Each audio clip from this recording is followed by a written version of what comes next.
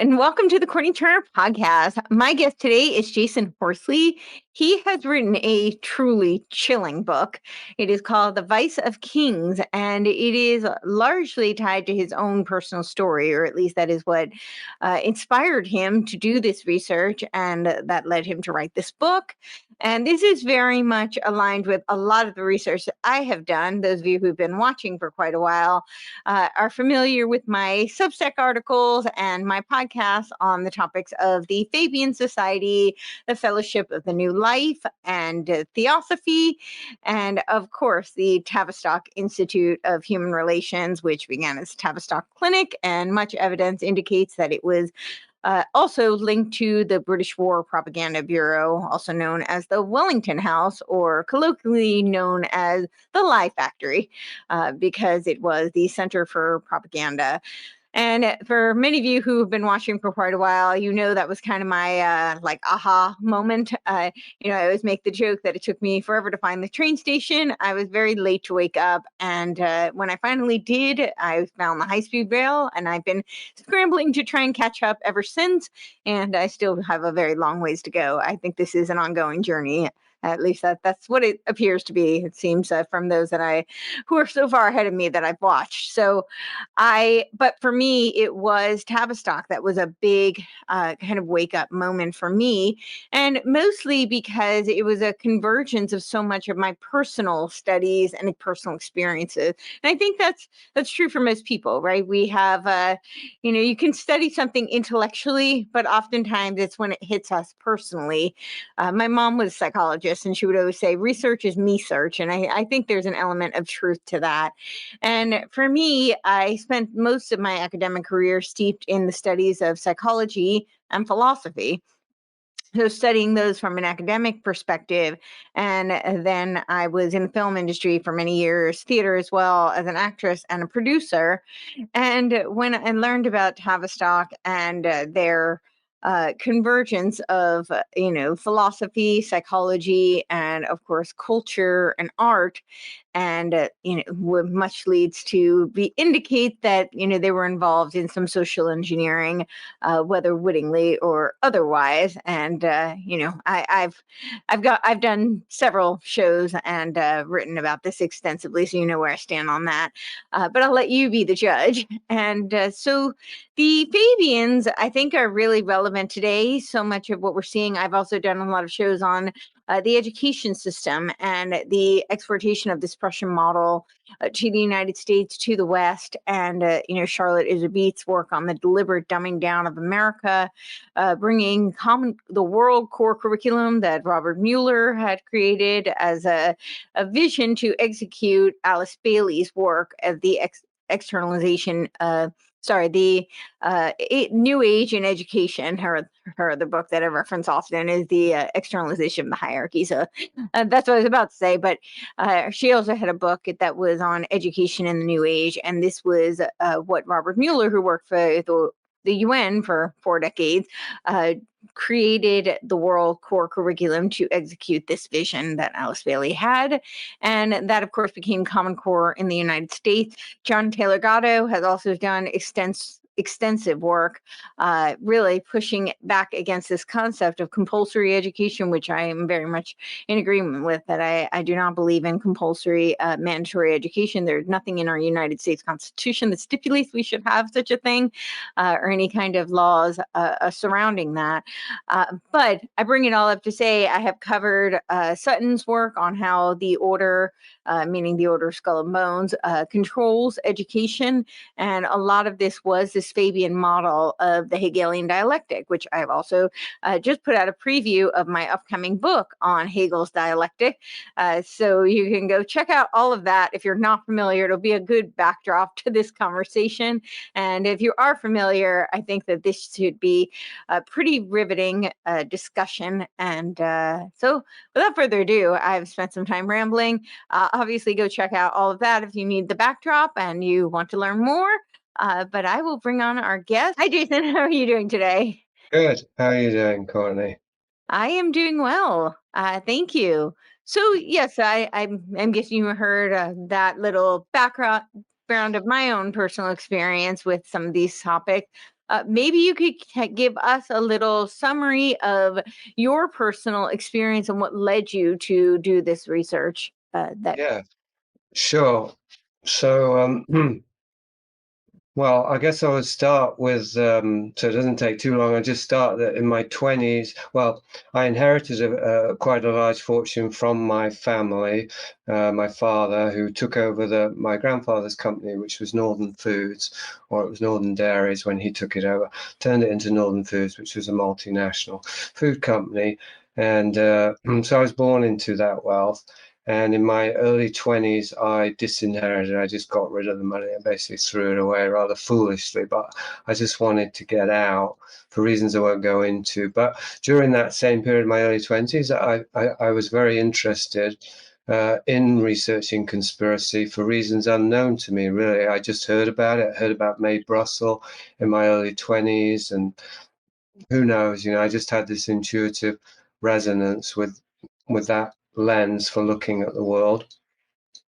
And so for over 10 years, I guess those from early 20s to my late 30s or early 40s even, I was researching and writing books and the rest of it. And then what happened in my early 40s was I began to look at my own past. Well, it was after my brother died, my older brother, Sebastian Horsley, who was quite well known when he died. And long story short, to try and understand my brother's death, because he died of a heroin overdose, suicide, accident, murder, a mixture of all three. I don't know. Definitely. Well,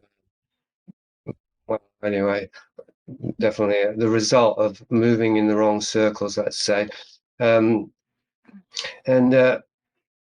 my understanding, my brother, we weren't close, but the things started to go wrong for him when he fell in with this Glaswegian criminal called Jimmy Boyle, who used to run with the Cray twins, and he was quite a not high level exactly, but he was moving in high level circles. He was an enforcer, and my brother and he became partners in Edinburgh running this drug rehabilitation centre. And I knew that my brother had met Jimmy Boyle through my grandfather Alec. So I started to look into my grandfather Alec's background. And one of the first things that stood out was that he was the founding Fabian of the Hull Fabian Society. Now, Hull is a medium-sized city in Yorkshire in England where we grew up near to it.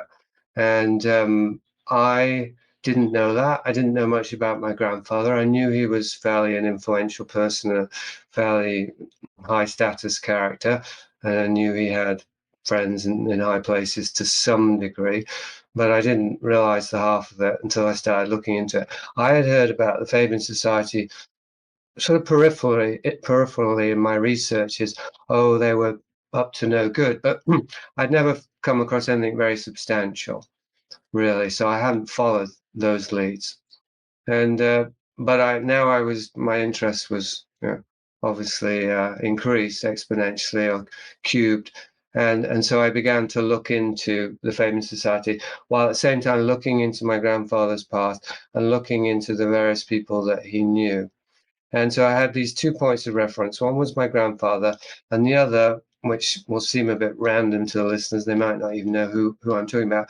The other was Jimmy Savile, who had just died 2011, I believe, at the end of 2011, who was this famous DJ from Yorkshire, who after he died, it turned out that he was involved in the worst kind of crimes against children, but also as part of a network. It was fairly even acknowledged in the mainstream that he was connected to Freemasons and obviously the royal family and the prime minister. Everybody knew that, but the possibility that he was procuring children for them was, well, it couldn't be ignored, let's put it that way. So I knew that Jimmy Savile was going to be a hub around which a lot of these things I wanted to uncover would be circulating. And so I was tracing those two main things.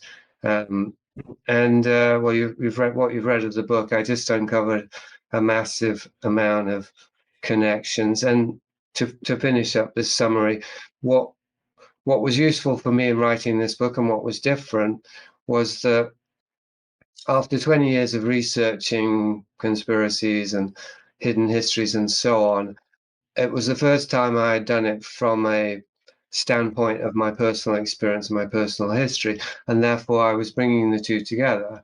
And so it was answering these much more deeper psychological questions. Where you said research is me search. Well, why was I researching for 20 years?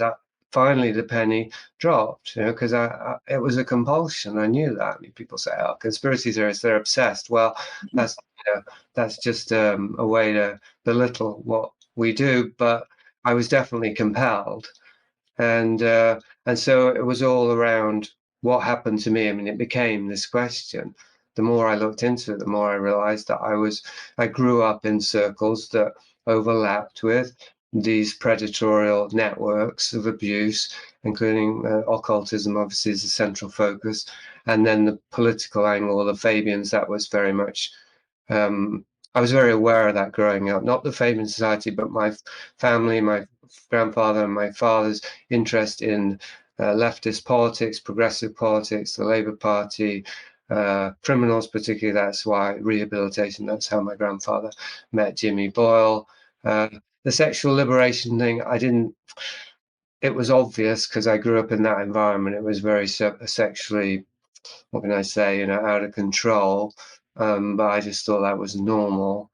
I had this, as you've read. Sorry, I said I was going to finish, didn't I? But just to give a specific example, this anecdote that I grew up with, that a pedophile was at dinner with us one time, and he kept feeling up my knee when I was about 7 years old. Ha ha ha! It was a funny story, and that, as you've seen with the evidence of Vice of Kings, that was the tip of an iceberg. It was just a story I heard that I probably thought was funny too at a certain period in my life.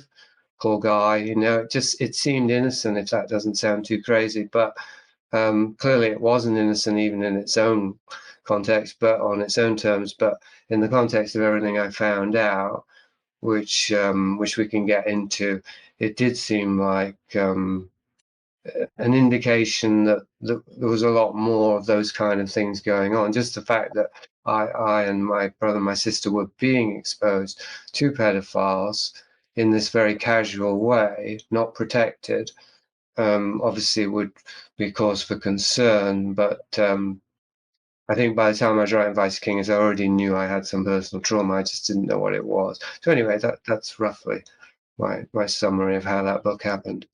Wow.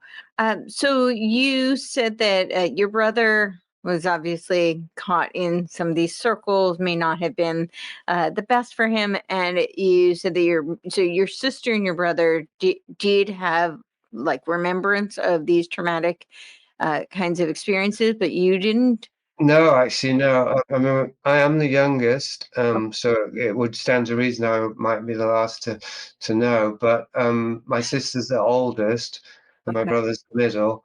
And I don't know my brother because I think he wouldn't talk about it. He did make a joke about how he wished his father had abused him because then he'd at least have got some attention. That's the kind of joke he would make. I suspect he was not aware of anything, but he was like a walking manifestation of the symptoms. If you look into his past, you'll see.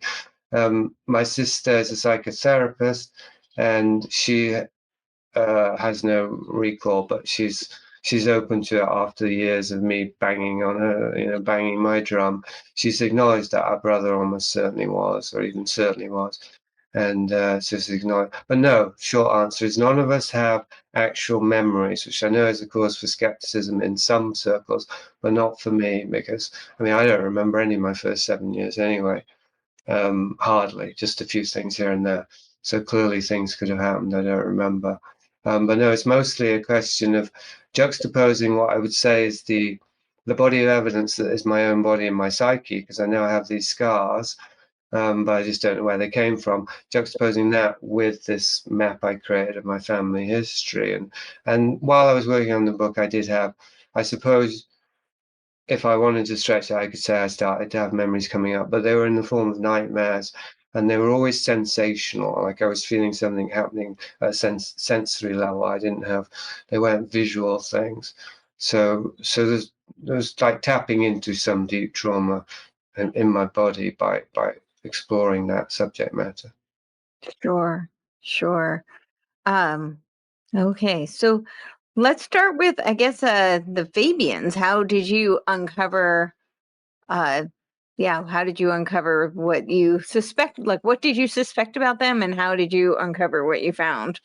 Well, I think it's hard to remember now, but as I say, Jimmy Savile on the one hand, and then my grandfather and Fabian on the other. And so, like, I know that Jimmy Savile was involved in this stuff, and I know that it goes far and wide because I'd already done enough research to know that. And so I'm like, well, how does it intersect with my family? It would have to be through my grandfather because he was the one with all the connections. And so then, what about this Fabian Society? Were they into, child sex exploitation? Was that part of? And so I was kind of looking specifically for that, but not too hard. I didn't want to bias my findings. So the obvious intersection, which I would have come across fairly early on, because as I say, I hadn't done any research on Fabian, and I didn't want to. I knew there was a lot of stuff online, conspiracy oriented, but I didn't trust it, and I double checked, and I said, "Yeah, I can't trust this stuff." It's like Lyndon LaRouche, maybe the John Birch Society. I'm not sure if there's an overlap there, but you know what I mean. There's these now you say right wing, it has a different meaning, but back then, just 10 years ago, right wing it meant a bit dodgy, right? Now it doesn't mean that, but back then, and it was true, it was dodgy.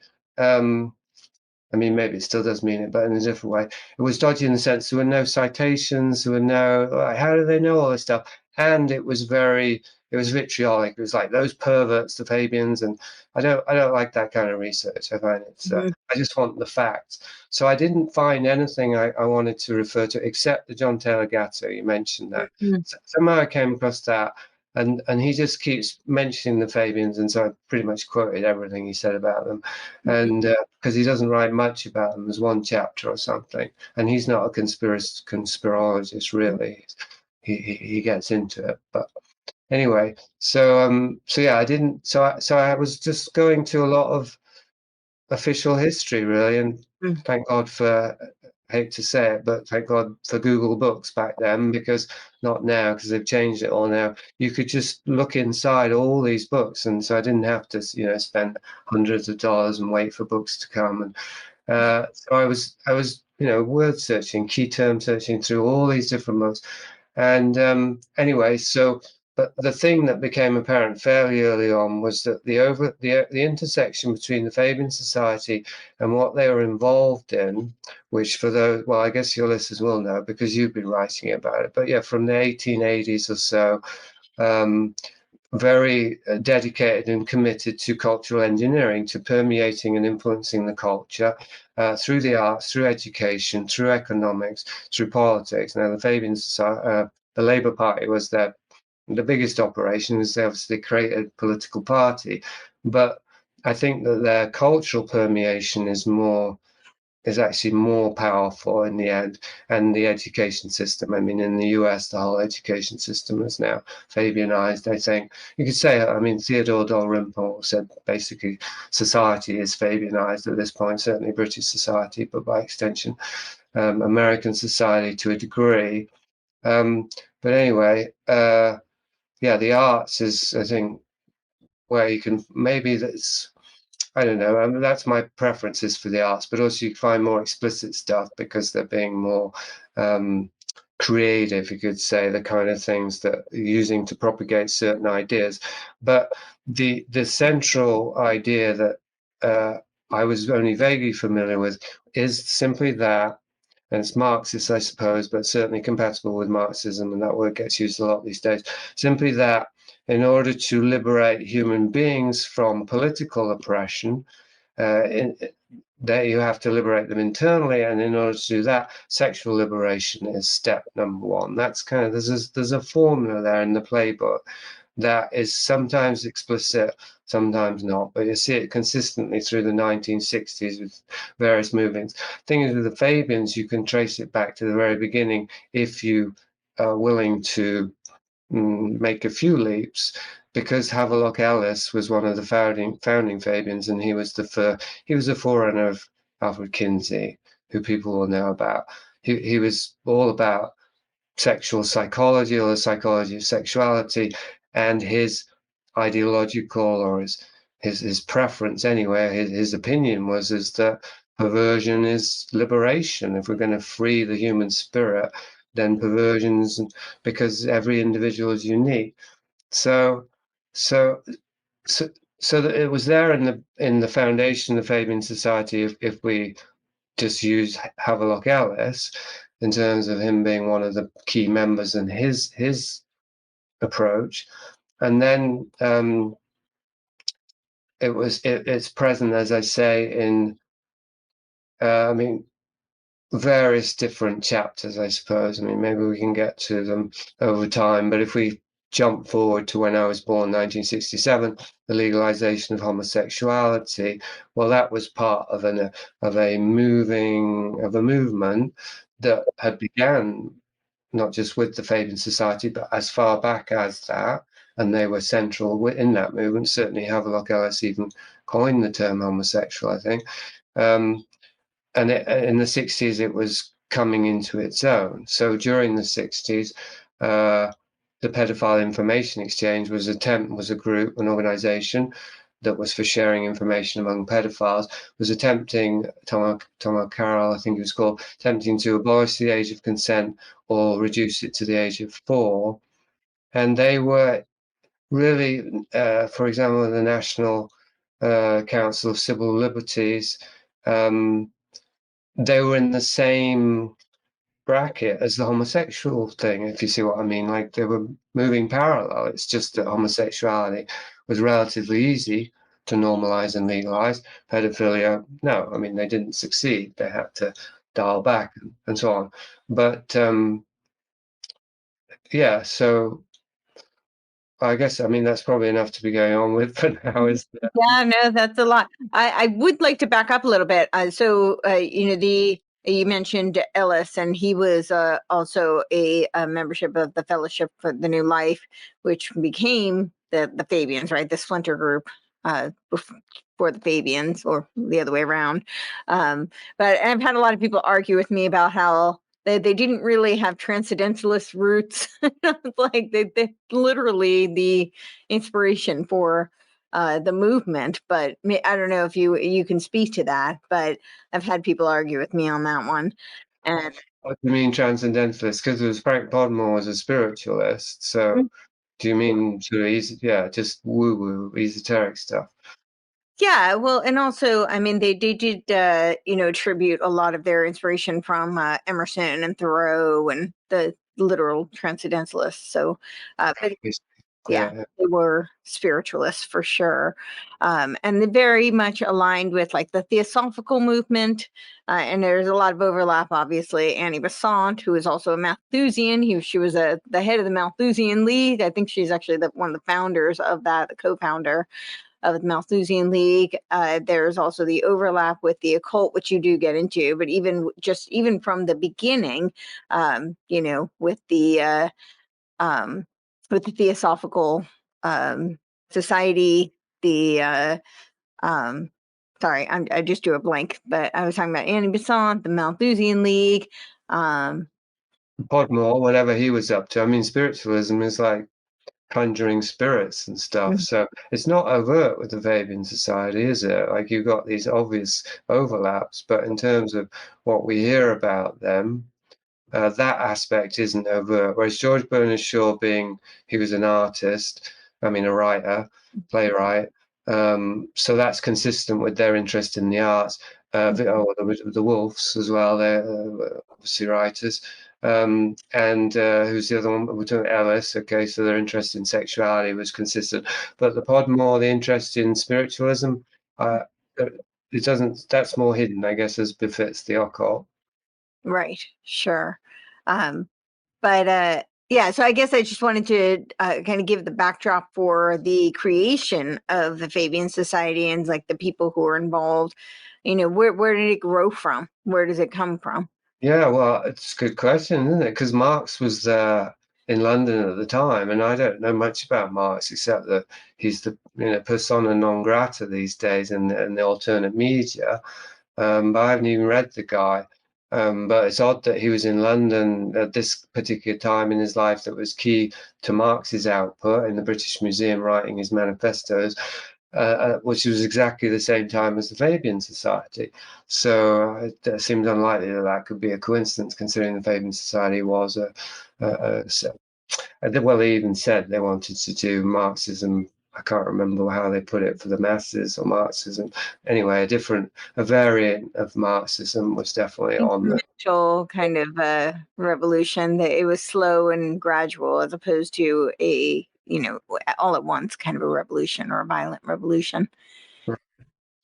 Yeah, but so far as where they came from, I mean, I was too busy trying to track where they went to and what came out of them, so I didn't quite have to keep going further back if you're going to go to the origin, go back in the Garden of Eden.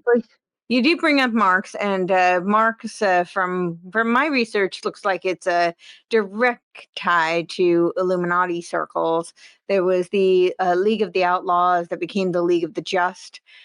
League of Just Men would be kind of the translation. So like the, early social justice warriors, and then the Communist League, which Marx and Engels were the helm of. And there's when you look at the Communist Manifesto, there's a lot of indication that it was derived from the Clinton Roosevelt, what was it, the Science of Government, founded on natural law, as well as Adam Weishaupt's Illuminati Manifesto. And it kind of looks like a hybrid of the two. So I do think that there's some evidence that there was a direct kind of ties there. And Marx was, a full-on Satanist. He literally wrote odes to Satan, and those can be found. And it does. There are a lot of people who have accused Marx of being a plagiarist. So it seems more like there was a, early kind of occult interest in this types of narrative steering. So it does look like, and the Fabians have a lot in common with, I would say, the cultural Marxists, right? The Frankfurt School, which are kind of who converged a lot with Tavistock. So there's this intertwining of the psychology, the arts, and obviously politics. And politics, which you mentioned in the book, which I thought was very interesting, talking about how essentially it's the Hegelian dialectic, right? That they play both sides. So while it might be more overtly looking at the left leaning, right? Because socialism, Fabian socialist, but they play the right as well for political purposes. Yeah, I was just reading Anthony Sutton on that, actually, about how the Marxism didn't make sense within its own context, because the dialectic can't be, for it to be a dialectic, it can't be capitalism and then communism. Those have to be the dialectic, and then there has to be the third thing, and Third way. Marx didn't say anything. Right, a third way. Yeah, so that was interesting. Yeah, and I get into Crowley in part 2, and he was certainly no lefty. I mean, he was definitely moving in right-wing circles. So yeah, it's not. Politics is an instrument.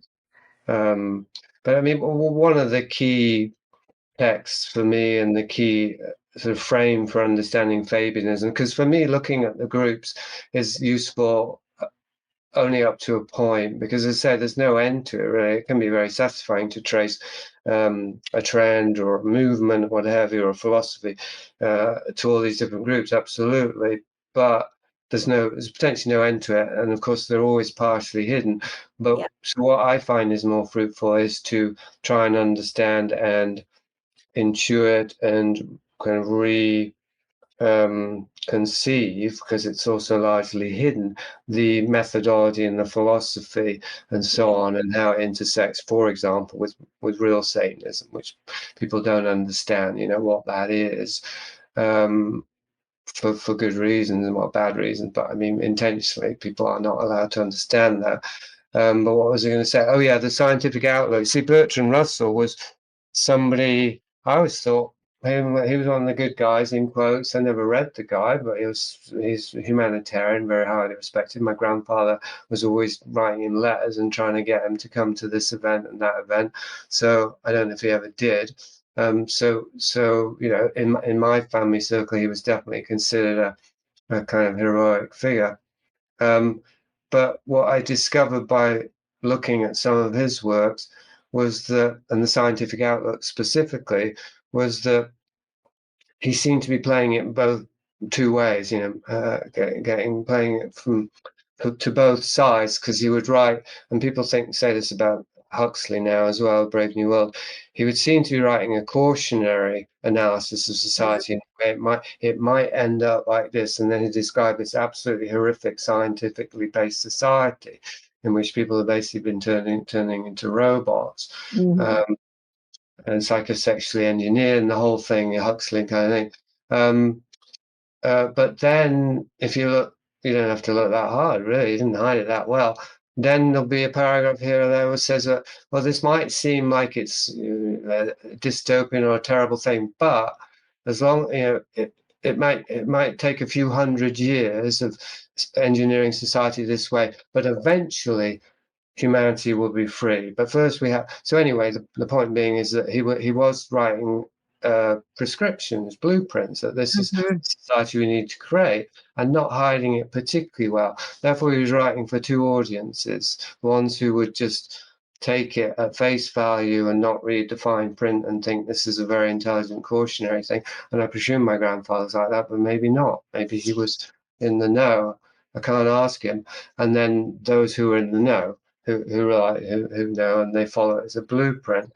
And this idea of a scientifically engineered society is very, it's a very succinct frame, I think, for understanding the conspiratorial machinations throughout the centuries. I think it's always been moving towards it. And occultism, and then specifically Satanism, we could get into the sort of archetypes and whatnot and why this is, but are to do with a scientific approach to things. It's knowledge. Science means knowledge. Knowledge of good and evil.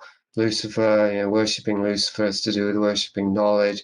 I don't know if it is Lucifer, but anyway, it gets all the symbols have been. The Nexus, right? He's the light bearer who illuminates mankind with the ability to achieve the gnosis, and gives him the ability to become his own god. The Gnostic lie, in my opinion, but yeah, that's the Gnostic. Well, yeah, I'm familiar with that. It's just I just read in Hart about how in the New Testament the word is phosphorus in Greek, but that's Lucifer in Latin. They're all positive references in the New Testament. So it's confusing, because that used to be my point of view until I realized, oh no, there's this Gnostic lie.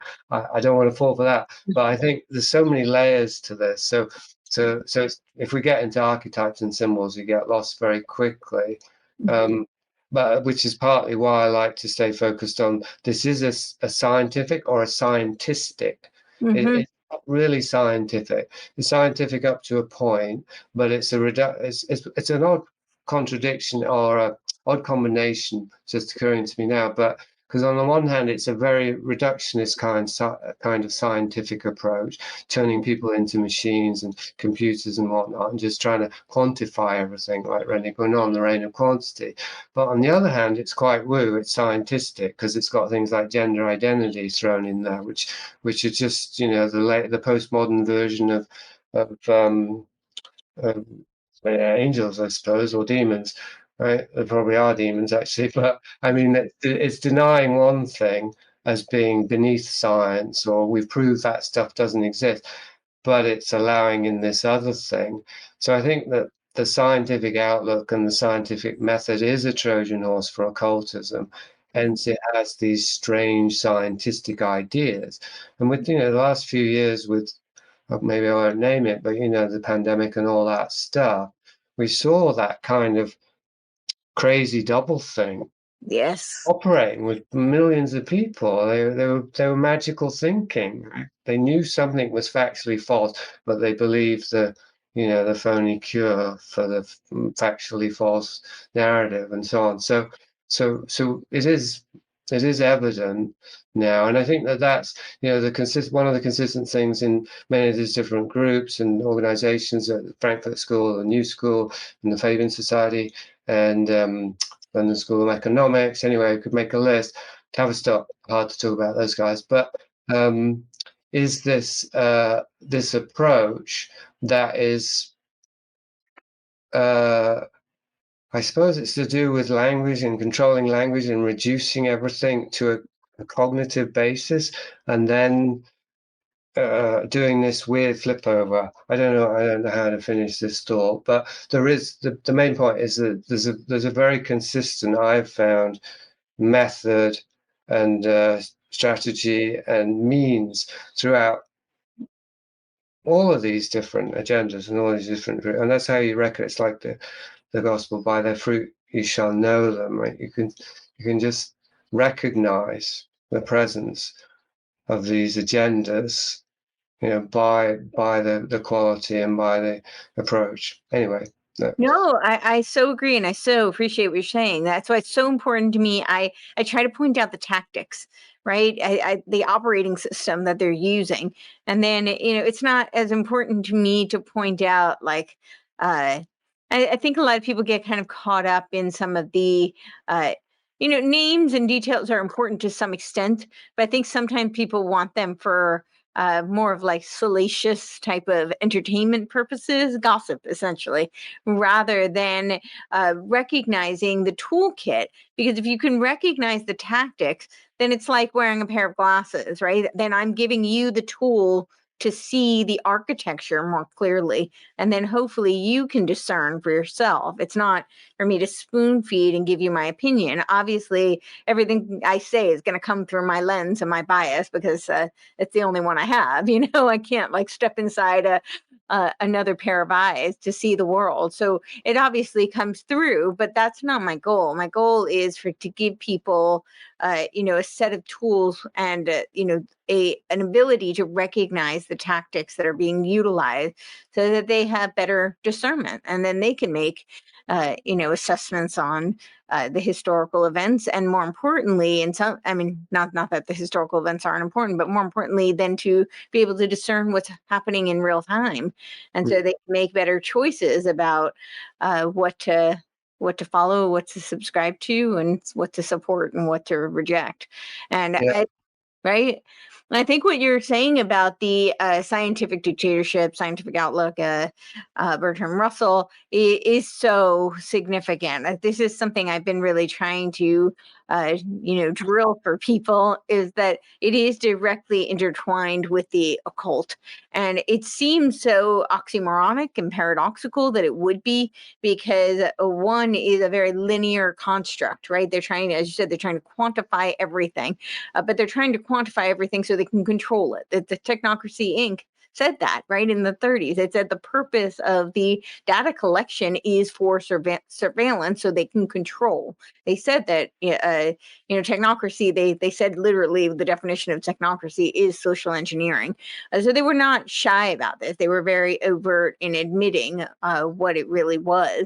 And I think so, but because that infrastructure and that techniques appears so linear, hence the scientific, method, and that they use the name, the label. But I think you're correct. It's scientistic, but with the veneer of science. And then that is the Trojan horse to be able to smuggle in the occult, which is very mystical. And ultimately, I think the shared commonality is that neither is rooted in reality, right? It's so if you don't have the solid foundation, the realism, then you can superimpose anything onto it.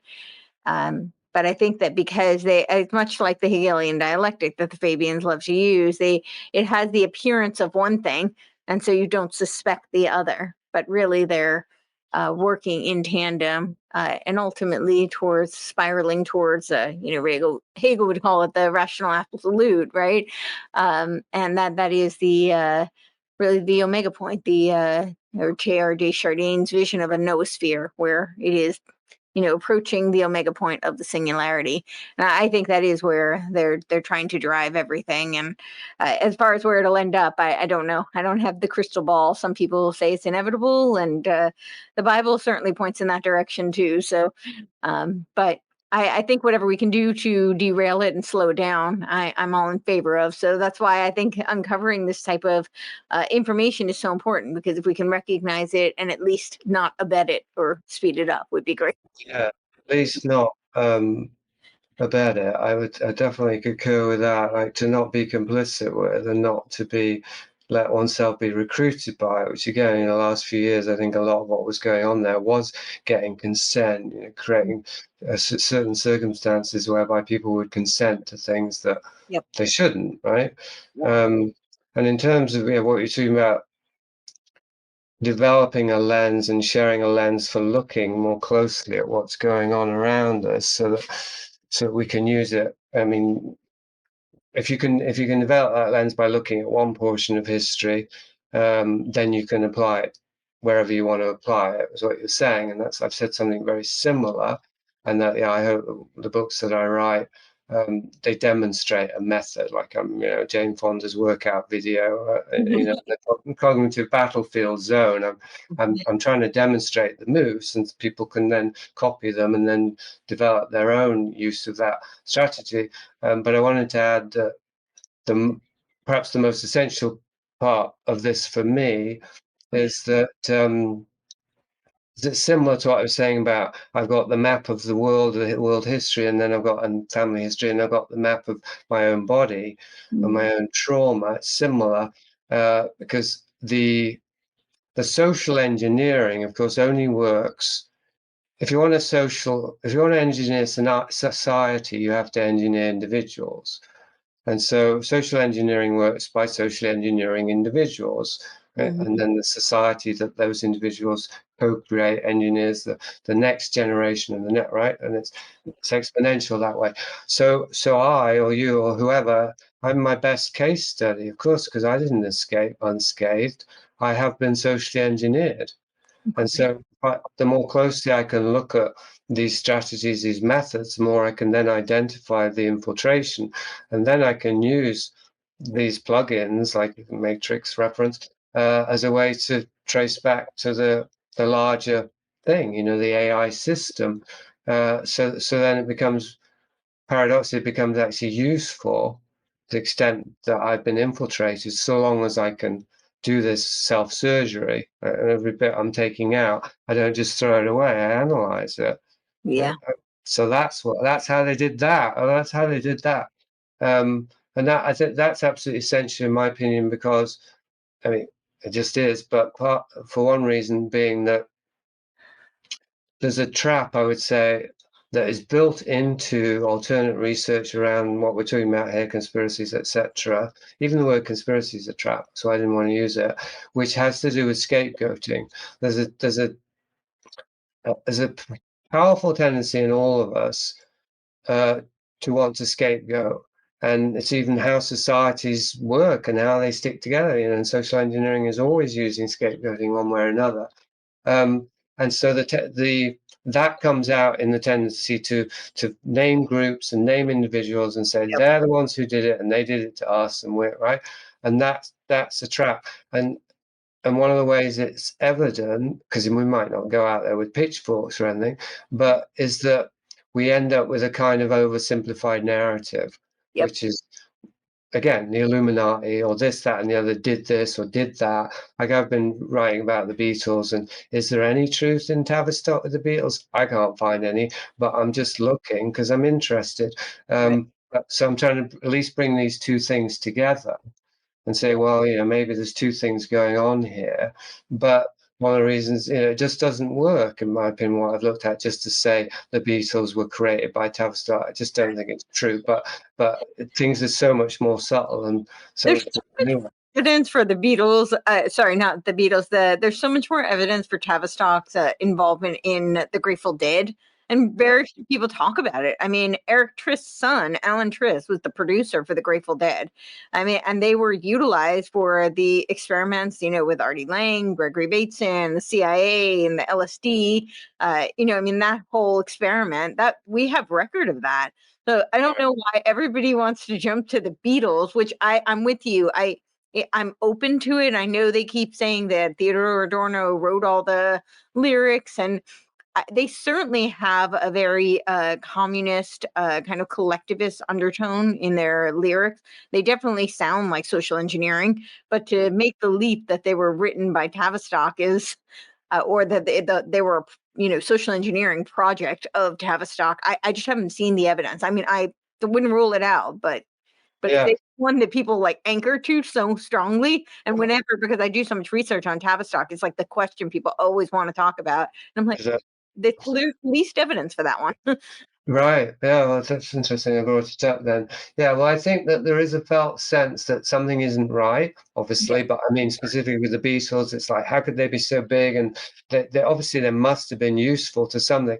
And so then there's this desire. It's not just simply to scapegoat, but people want to get something off them. They feel they've been tricked and they just want to throw it off. So they want the biggest, gun that they can find, which is usually the stupidest, sorry, but the simplest. It just said, right, it just dumbs it down and people just go right there. And it's not a good idea because there are many traps here. Like I call it the second matrix. Right? They know that people are trying to find their way out of the matrix, so they built a second one, and it looks like what we think it's going to look like. Everything's a conspiracy. Well, yeah, but right, but true, right? It's like a fish, and you're in water. What are you going to do? You're the creation of we are the creation of this so-called conspiracy. So it's actually in us. So it's I would say it's almost infinitely subtler. Yeah. What we're dealing with. I agree. Well, I will say with the Beatles, and I've shared the story many times, but I did 2 separate ones that are like offshoots of EST, right? Ina Bernhardt's EST programs. That Landmark Forum was kind of the public offspring for like corporate culture. And then they did now they have them kind of all over the world. But I did 2 of them. And in both of them, every time you walk into the room and every time you leave, they would have you hold hands in a circle and they would play Imagine, you know, John Lennon's Imagine, and everybody cries and holds hands. And it's kind of like your trauma bonding induction experience. And then you have your workshop and then you leave, and before you leave the room they do that again. So whether or not I don't know if that's evidence of Tavistock's cultural project, but it obviously was useful. And when I was going to say it's evidence is useful, and I mean this is something that's more interesting, it's more real, it's more compelling, but it's less attractive, I think, to many people, which is that I don't even like to use the word they, but these agendas will use whatever they can use. Sure. And that can start at any given point in a career trajectory. It can start very early on with MK Ultra. They actually create these characters, like Leonard Cohen looks a bit like that, or it can create at the time that they're making sure they're successful, or who knows, maybe it even comes in later. I don't know. It certainly can, like each case is going to be unique, but I mean, none of us are safe. Like I'm very, very marginal. But so I don't have to worry about it. But if I did start getting more popular, I would start thinking, oh, I'm probably useful then. Right? And I don't want to be useful in, in that way. Right. Yes. So you talked about the progressive schools, theosophy, and then you also talked about this order of the witchcraft. I found that was fascinating, and I wasn't familiar with it, and that it was actually described as like a new age order for woodcraft. The order, yeah, you said witchcraft. The order of Woodcraft, right? witchcraft, I think is that, yeah, I know. It's just one of these bizarre things I came across, and it turns out it's kind of got lost to history. But then when I looked into it, I find it was quite a big movement at the time, and in fact, not Wicca, but what was the Gardner thing called? I mean, Wicca as an actual movement rather than just a historical phenomena came out of it, really.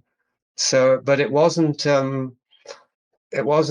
ostensibly occult. It was to do with camping and woodcraft, obviously. And there was a period in the late 50s and the 60s, as you've read in the book, where all kinds of these progressive movements were going on. They were using psychology, they were using artist creativity and music, and it was education, and it was all leftist. It all seemed to have association with leftist things. Right. And then, to my not great surprise, but somewhat gratification, it led right into Wicca, and then even Aleister Crowley. I mean, Aleister Crowley was involved with Wicca because he was guiding Gerald Gardner, and the Wiccan movement was huge and seemed very benign. And a lot of these things seem benign. I mean, that's an interesting thing about them is. See, what I do, as you know, and as I've said, is I'm putting all of this context into what came out in the 2000s about organized child trafficking and child abuse. I'm creating a context for it, so because it makes sense of these horrors, which are very topical now in Britain, particularly, if you've probably heard.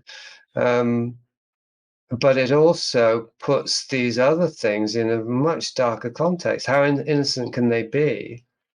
If they, of course, again, there's the question that, pedophile, if I use that term, but people who want to exploit children can always infiltrate. They can infiltrate care homes, and that was part of what was happening. Because again, with homosexuality being legalized and there being a recognition that homosexuals were discriminated against, if somebody came as a homosexual, I want to work in a care home, they were given an extra pass or whatever. They were more likely to hire them because they were homosexual, because they were trying to make up for past sins. But so a pedophile can just say he's homosexual, and it's not untrue even. But so there is some degree of opportunism. But when you see something that well organized and that far spread, you've got to figure, well, it doesn't take a genius to think if we want access to children, let's start a care home, right? You just got to reverse engineer it, and you say, well, of course that's going to be happening. If there's already this market, for lack of a better word, for child abuse. The deeper level, of course, as you and your listeners will know, is the organized child abuse as a means of social engineering, not just opportunism for sexual deviance, but as a strategy and a method that goes back to Sparta, right, to ancient Greece, or further back. So that even Plato referenced it in his books. Yeah. Interesting. I wanted to mention also, you were talking about how the best way to look at these things is to look inward, right? Because we all know that's something we have access to, right? Is our own experience, our own trauma, and our own biases, and how those have been shaped and formulated. And I think, and because they need to socially engineer the individual before they can do mass scale, right? Before they can do the masses.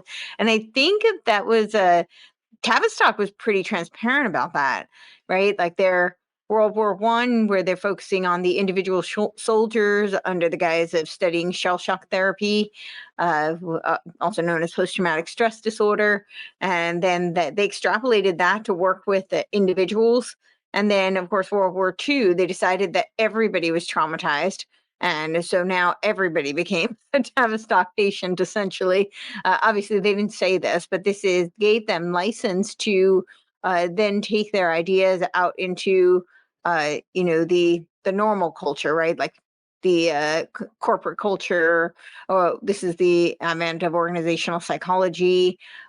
This is also where a lot of these training groups, right, that Esselin was using, that Est had mentioned, these groups, and then just even the regular corporate bonding groups. They would do these. T groups was short for training normals, right? Normal training groups. So that's they were really trying to extrapolate this type of group therapy onto the masses as opposed to the individual, but they learned it from studying the individual. And I would argue that paved the way for MK Ultra. You should write a book on Tavistock, because there isn't really one, I mean, that I think is any good.